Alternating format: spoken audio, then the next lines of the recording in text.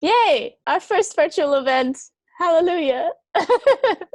So exciting for you all to make it. Thank you all for tuning in. This is really cool.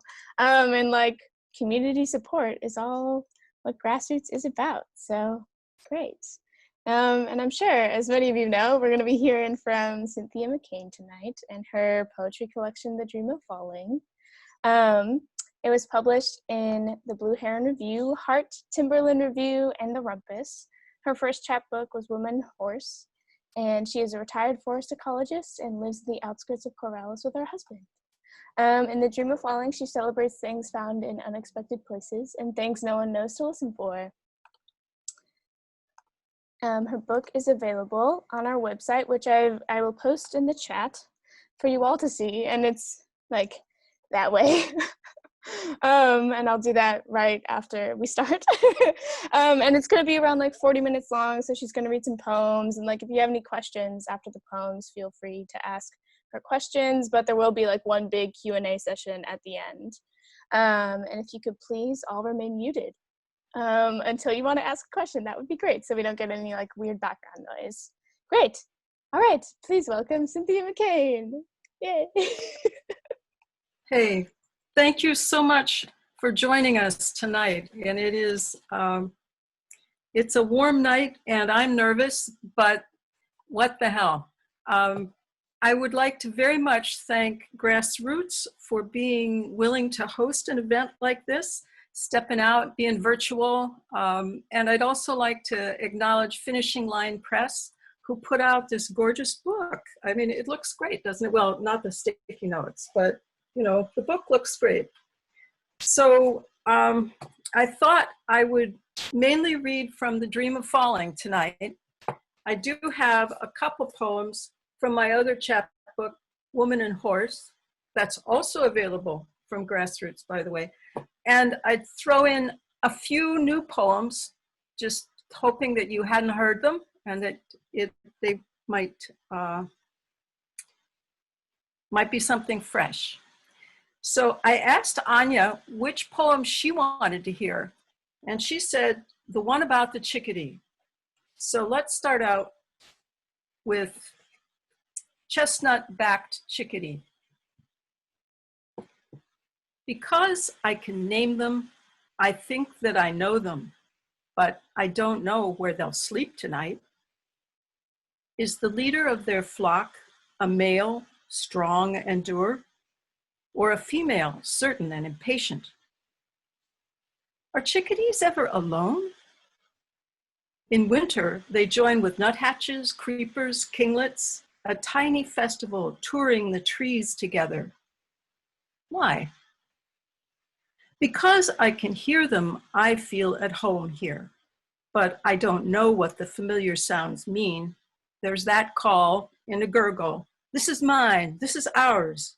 And if a jay comes too close, a cloud of birdlets cage it in a cacophony of D's. Now, this I have never seen, but it's in the books. In spring, in a cavity hollowed into a rotten tree, the chickadees tuck a home-woven fur comforter over their handful of nut-sized eggs. How much of the natural history we learn is true? And how much do we take on faith? What is there to hear that no one knows to listen for?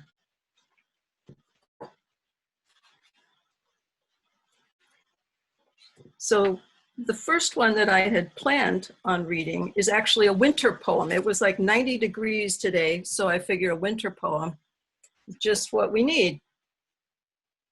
This one is called Last Dark, First Light. Night drains down into the valley. The tired moon slowly searches for lost stars that slid down from the height. The planets have gone. At first light, the horizon, a dream of the hills. Distance develops in lines of fur. Above the cold river, geese fly through the gallery of cottonwoods.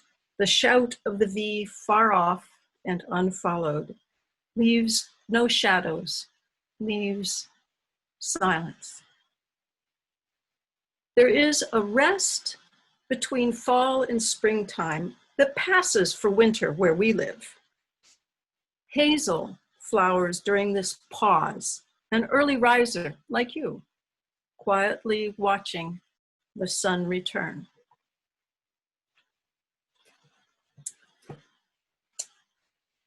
You know, I actually timed the poems that I was going to read, and the average length of my poems is 46 seconds.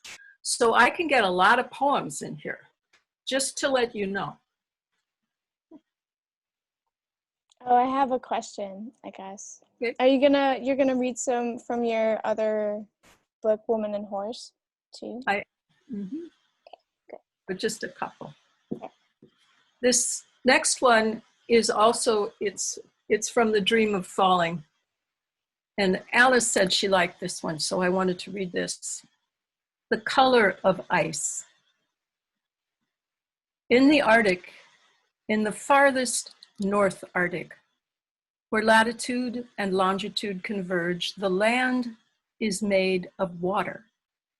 The rocks and ridges and shadows are water. The world is warming, pushing polar bears off the polar ice into towns and back porches and alleys where too much is soft. Once the bears were the color of earth, then the color of ice, and soon they will be the color of air.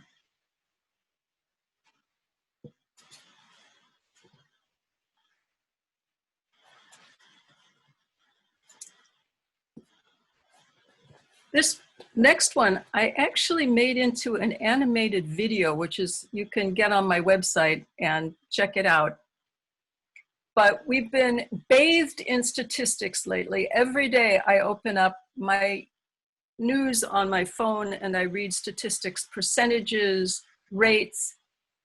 This is not about the statistics of anything dire, but we'll go for it. Okay, soulmates. There are what? 7 billion people in the world today. If your soulmate, that 1 in a million, locked to your key, perfect fit, hasn't found you yet, do not, sweetheart, do not give up. 7 billion is 7,000 million. Therefore, my sweet, there are not 1, not 2, not 200, but 7,000 of them out there. 7,000 hearts that beat as one. In fact, a dime a dozen, a veritable Valentine's Day massacre. And so at 6 degrees of separation, you certainly know someone who knows someone who knows, and yet you don't. No one, I know. And maybe that's for the best.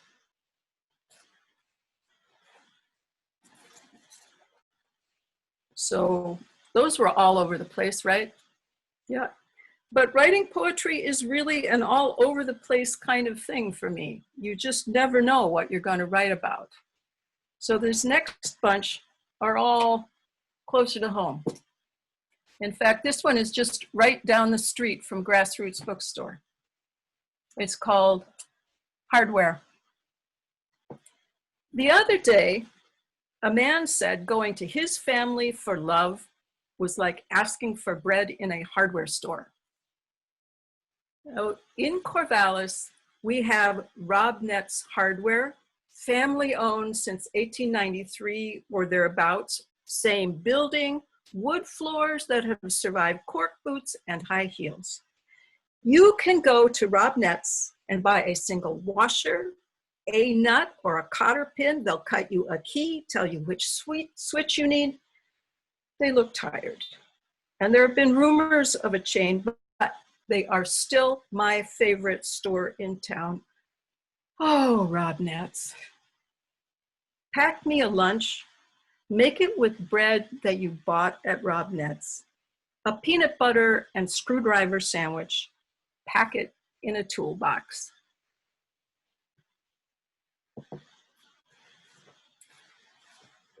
So this next one is new. It's not been in anything, so you guys are getting it. This one is called Candlelight. Soft gold blooming in the dark, intimate flames sinking into the melted heart, the smell of beeswax sweet as a waltz. When I see you as you were when I first loved you. Remember that.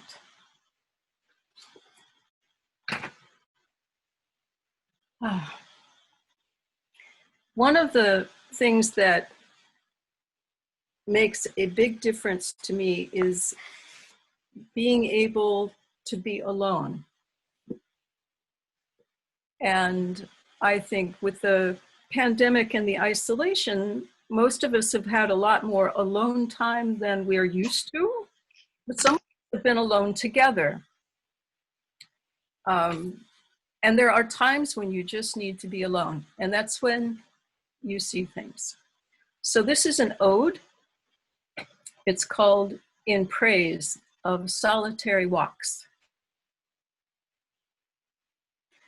Crow tracks mark the damp sand as the tide ebbs. The trail ends at a dead starfish where the narrow prints are deepest, each claw clear.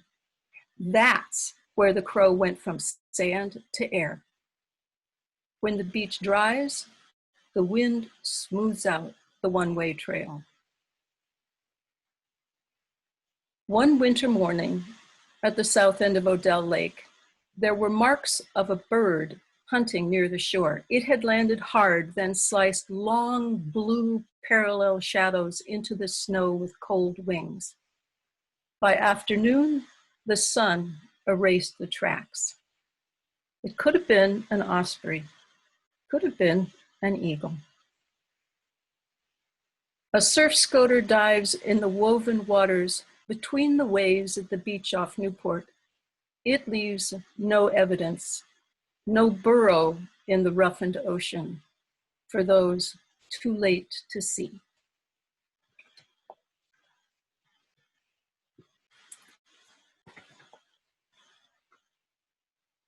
So one of the things about trying to choose poems is to try to have some variety so that you don't get all the nature poems and then all the mother poems, so this next set of 3 is sort of interior or introspection. The first one is called Cultural Immersion. When I was a grad student at Oregon State University in ecology, was the same time when China was just opening up to foreigners coming. And I had been a Chinese history major, and I really wanted to go to China finally.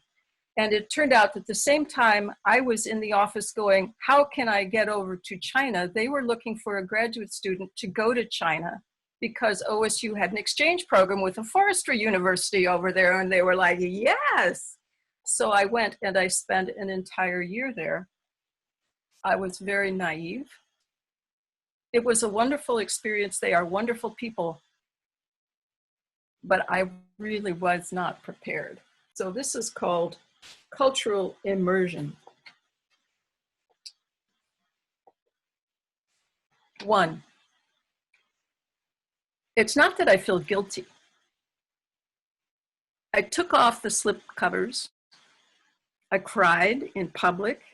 I didn't want to sing at the party. I did not give enough gifts. I asked for my first name.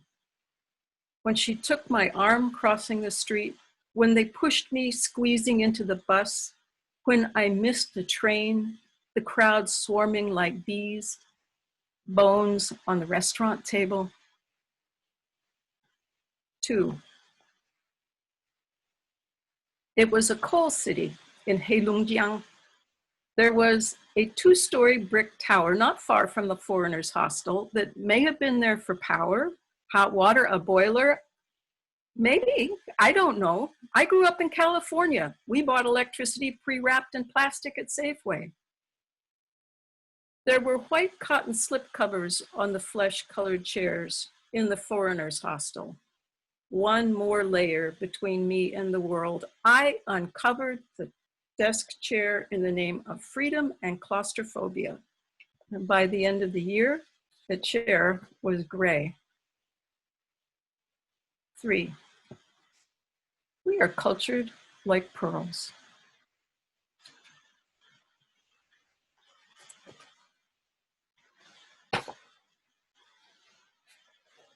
If anybody needs to get up and move around, rest in the knowledge that that's okay with me and I can't see you anyway, all right? So it's the blessings of Zoom. You're not even stuck behind the pole so you can't see, and the modern dancers upstairs from the grassroots are not practicing. This is actually not that bad a deal, although I like the modern dancers upstairs. Okay, this one is called Practice. Practice, in which I listened to a podcast and a Buddhist teacher talks about a blog on writer's block. Common ground. If you can't write about anything else, write about the block. I breathe in nothing to say. I breathe out cool, white light. This kind of empty, that kind of empty. Sometimes anybody runs out of words. How wonderful.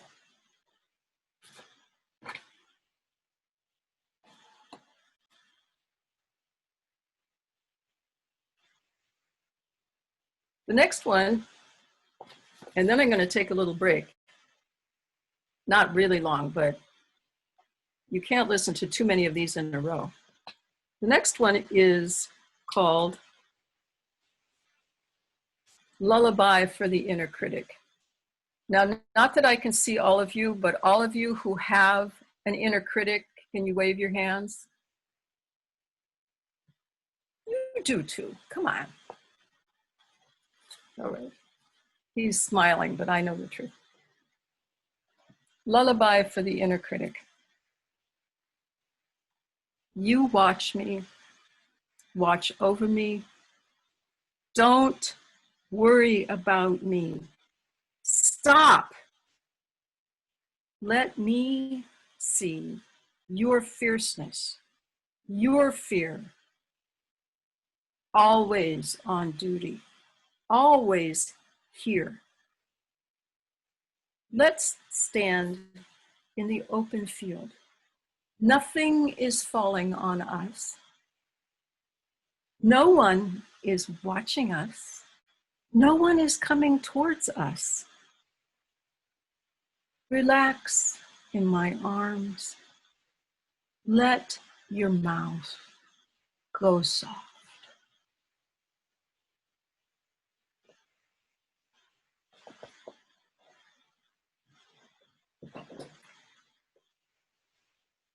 I started writing poems, it's been more than 10 years ago, when I was having a little bout of breast cancer. And there were some wonderful workshops that were offered for people who had this to deal with in various shapes. And one of them was writing.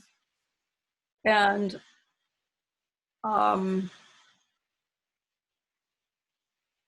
it was like someone opened a window for me.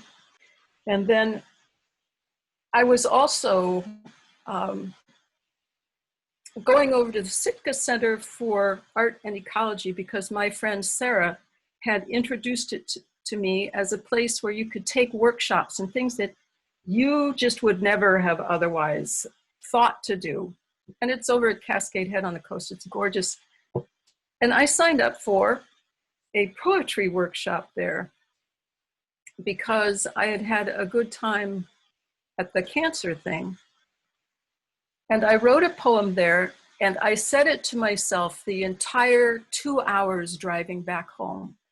I had memorized it and it had lifted me out of myself, and I just thought it was the greatest thing since chocolate.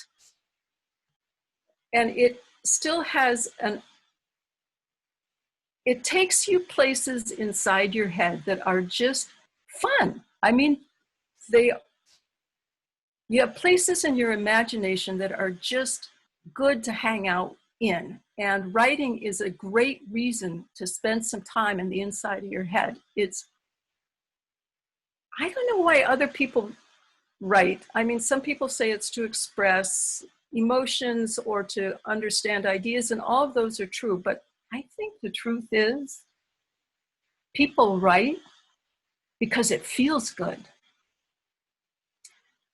And that is true for me. Another thing that Corvallis has is access to the Spring Creek Project. They have a program where they have little tiny mini residencies over in the Coast Range where you can go and spend a few nights to write or to do other kinds of art. And I did that for several years. And one of the things that came out of it was everything that ended up in Woman and Horse. Everything in there was written at that cabin, the Shot Pouch Creek cabin in the Coast Range. And so for the Trillium Project, they have my undying appreciation. And I'd applied this year, but guess what happened? COVID-19, but maybe next year I would go back. So this one is for Tom. It's called Salmonberry. Most of you, I can tell, live around here and are familiar with Salmonberry in all of its manifold glories. Salmonberry. Salmonberry, whatever berry, you could care less. Thorny, greedy, selfish, even your fruit is rudely unappealing. But oh, in the spring, there is nothing like the dark and shocking music that is your flower. Salmonberry, help me show my colors.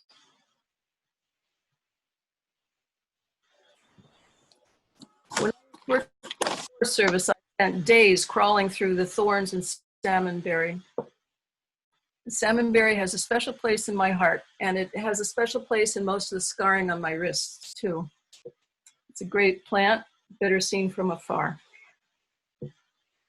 One of my favorites from this group is called Maple Coast Range Spring, and it is about the symbol of compassion seen in our forests here. Guanyin dressed in green, quiet and barefoot in the blackberry tangle. 1,000 soft, round arms. Tears drip from the tips of each twig, each finger reaching out past the slow-growing moss. Give me that open-handed heart to accept rain.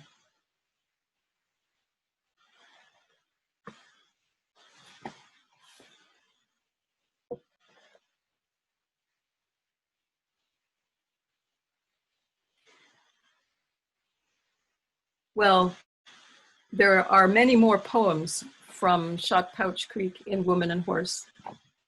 But now I'm going to go back to The Dream of Falling, and one of my favorite things about Corvallis is the plethora of book clubs it has engendered. And I don't know how many of you are part of book clubs. I hope many of you. I'm actually part of 2. That's a little much. But I have found great friends, great books, and God knows great food in all of the book club meetings that I've been going to now for more than 10 years. So this is actually about book club.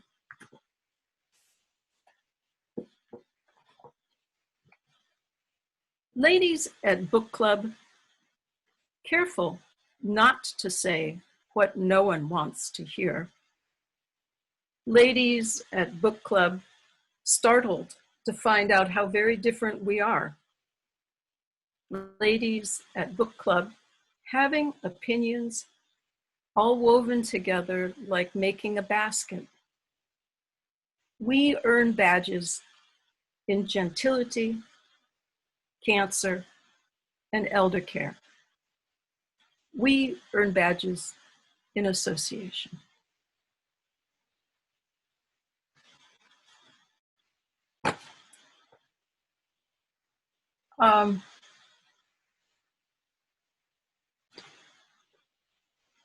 I have noticed that people write poems. It's different from what people write songs about, right?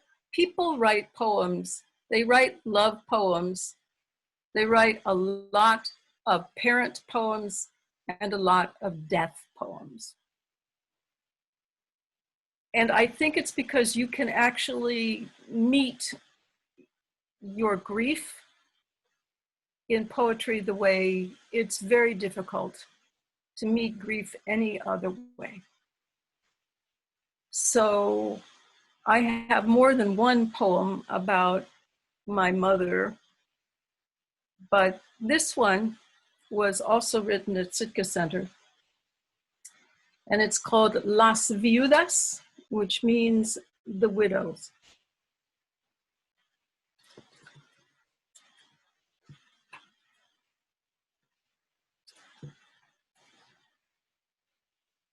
Tall, rough-skinned, high-crowned, dressed in moss and pale lichen.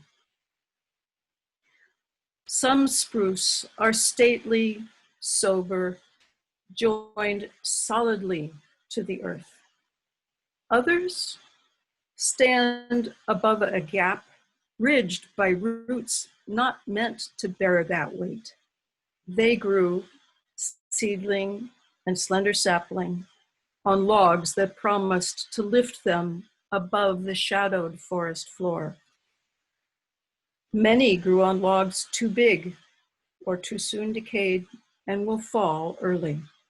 Some have built their own base, grown great and old. They stand straight in hard-won symmetry. These old ones are still marked by trusting to forever. There will always be some space beneath their roots. I know a woman widowed in middle age. She has soft arms, a rounded back, brown eyes like pansies. In 50 years, no one has kissed her, nestled into her honey neck, dancing. They met dancing. She made do. Her knees are worn out, she says. She doesn't walk anymore. On the coast, storm winds roll through the tall spruce. And when some fall, their roots wrenched out of the dark earth. The slopes unravel for years after.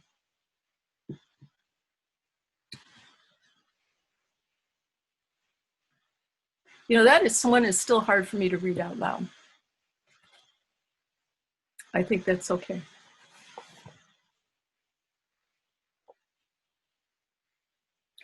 Well, the next one is not about that. It's also from Woman and Horse. This is one year, my friend Nancy from my poetry group, also a key element of Corvallis. She and I went together and spent a couple, 2 or 3 days writing and practice, in practice. So this is calligraphy practice.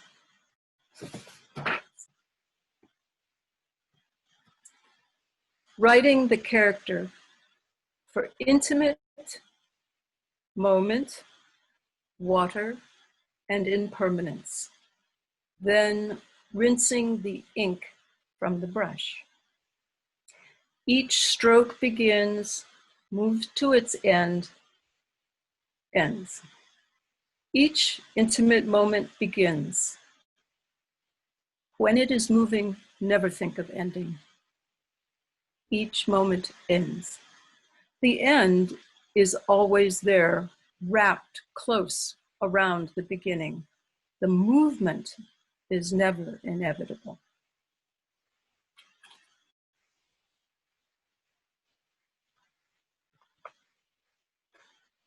Oh, okay, the next one is different.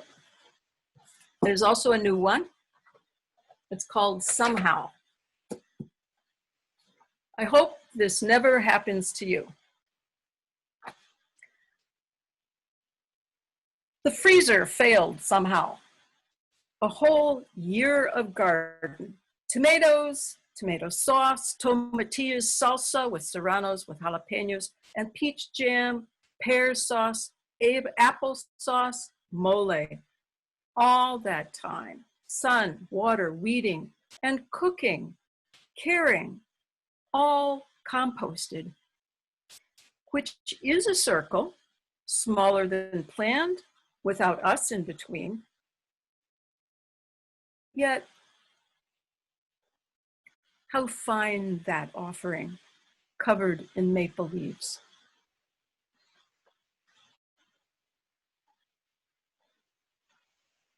I don't know about you, but COVID-19, I have never weeded so much in my entire life. That's W-E-E-D, not R-E-A-D.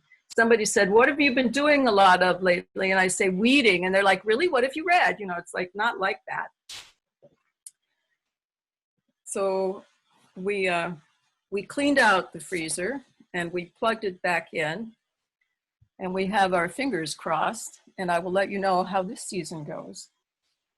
You write about anything that really happens in your life.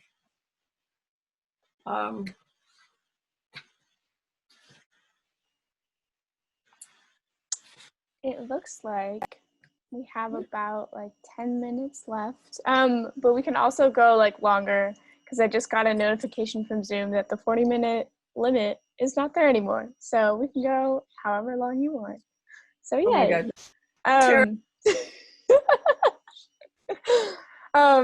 But I have one more I want to read. Yeah, totally fine. Perfect timing. You guys? Okay. This one, you know, boy, a year and a half ago seems like forever. I don't have any COVID-19 poems. I don't have any Black Lives Matter poems. I haven't actually wanted to write about the things that happen right now. But this one I wrote a year ago in the winter. And the reason why I was thinking about it was because it also crosses our garden. But it's called Proof of Citizenship. This was published in New Cascadia Rising Review. So Proof of Citizenship. Upon finding a report on the behavioral causes of census undercount of undocumented Hispanic immigrants on an official website. Base this year's census of this place on prints in the snow, hours down the driveway to the mailbox. The turkeys, dinosaur feet leaving fossil trails across the yard. The possum, little handprints walking to the compost pile. Juncos like asterisks under the grape arbor. The cat arrowing from the kitchen door to the back door. And coyotes dogging from the creek to the house, under the trees, running across the meadow. All these are recorded, save the hummingbirds. Undocumented. Summer migrants who stay all winter, fragile and fierce, who never touch the ground, who do not leave prints, who are not counted.